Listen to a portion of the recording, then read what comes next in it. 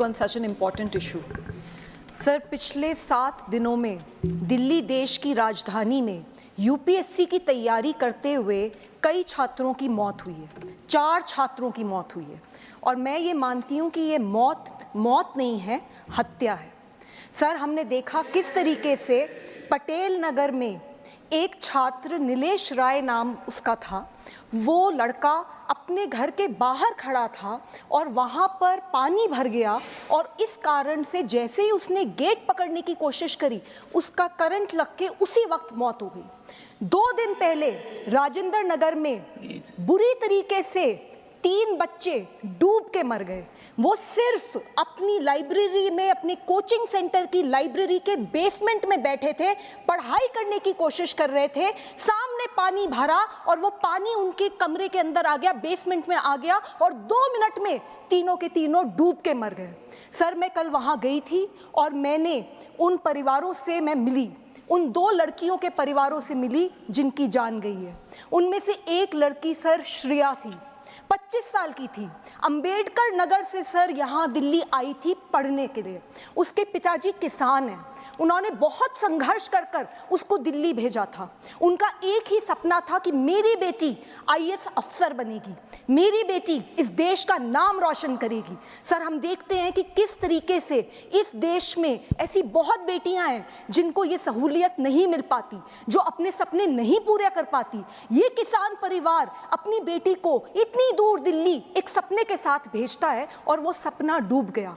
इसी तरीके से तान्या जो 21 साल की थी, नवीन भी जो केरला से था, तान्या सिकंदराबाद से थी। सर, दोनों के दोनों डूब गए। कौन जिम्मेदार है? सर, आज दिल्ली देश की राजधानी में पूरे देश से, अलग अलग कोनों से गरीब परिवारों से सर लोग आते हैं, बच्चे आते हैं यहाँ पर आईएएस ऑफिसर बनने का सपना देखकर।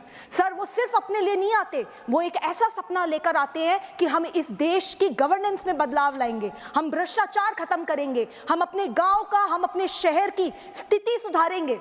और सर, इन बच्चों के साथ ऐसा होता है, किसी की कोई जवाबदेही नहीं है। सर, हम ये देखते हैं, मैंने कल जाके देखा राजेंद्र नगर में हर दूसरे घर में इस तरीके का सेंटर खुला हुआ है, इलीगल सेंटर्स खुले हुए हैं।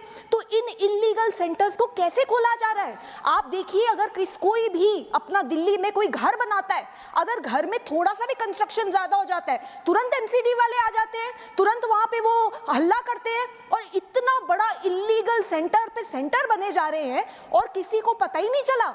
तो बहुत बड़े भ्रष्टाचार का मामला है जो आपके माध्यम से मैं यहाँ पे पेश करना चाहती हूँ। सर, हमें ये भी देखने को मिलता है कि थोड़ी सी बारिश होती नहीं और दिल्ली में कई इलाकों में ऐसा हाल हो जाता है कि नाव लेकर निकलना पड़ जाए लोगों को।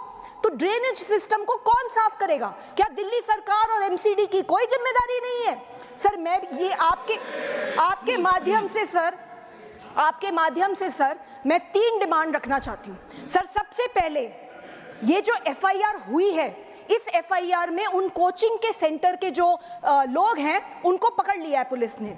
सर, लेकिन ये जो अधिकारी हैं और चुने हुए रिप्रेजेंटेटिव्स हैं, उनकी जिम्मेदारी कौन सेट करेगा? सर, आप देखिए, वहां पे मुझे बताया गया, बच्चों ने मुझे बताया कि किस तरीके से उन्होंने कंप्लेंट्स लिखी थी, पार्षद को लिखी थी, एमएलए को लिखी थी और कोई एक्शन नहीं हुआ। तो जो एफआईआर हुई है उसमें पूरी तरीके से जांच होनी चाहिए और ये जितने भी अधिकारी हैं इन सब के ऊपर सख्त से सख्त कार्रवाई होनी चाहिए। एक ऐसा मैसेज देना चाहिए कि आगे किसी की हिम्मत ना हो इस तरीके का लापरवाही या भ्रष्टाचार करने की। सर, दूसरी बात, सर, ऐसे मौकों पर कोई क्या ही मुआवजा देगा? एक परिवार जिसने अपनी बेटी खो दी, जिसने अपना बेटा खो दिया, सर, उसके लिए तो सब कुछ खत्म हो गया। मैं कुछ भी कह दूं, हम सब मिलके कुछ भी संवेदना प्रकट कर दें, हम उनका कोई भी खामियाजा नहीं कर सकते, हम उनकी संवेदना प्रकट ही नहीं कर सकते। सर, वो इतनी पीड़ा में है। लेकिन दिल्ली सरकार का फर्ज बनता है कि 1-1 करोड़ का कॉम्पनसेशन एक बच्चे को मिलना ही चाहिए।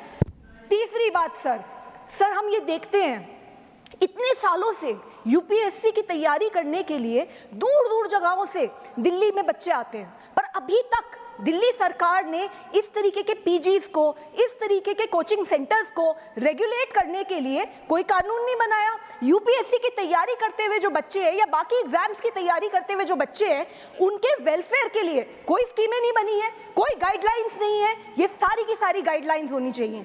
सर, अंत में इतना कहना चाहूंगी, मैंने देखा है सर, दिल्ली में देखा है मैंने बहुत बार कि एक 100 मीटर की सड़क बनती है और उसके ऊपर 4 नेता आ जाते हैं, हमने बनाई, और उसके बाद प्रचार पे प्रचार होता है, हमने 100 मीटर की सड़क बना दी जी, बहुत बड़ी सड़क बना दी जी। और इतना भी देखती हूं कि जब वहां बोर्ड लगता है ना कि किसने सड़क बनाई, उस पर भी लड़ाई हो रही होती है कि नहीं यहाँ पे मेरा नाम लगेगा। और जब उसी सड़क के ऊपर पानी भर जाता है लापरवाही के कारण से, भ्रष्टाचार के कारण से, तो सारे गायब हो जाते हैं, कोई दिख नहीं रहा। मैं कल वहां गई, मुझे बड़ी पीड़ा है इस बात की कि अभी तक दिल्ली सरकार का कोई भी मंत्री, दिल्ली सरकार का एमसीडी का कोई भी इलेक्टेड रिप्रेजेंटेटिव, कोई भी ऑफिसर इन परिवारों से नहीं मिला है। सर, आपसे यही रिक्वेस्ट है, sir please give justice sir.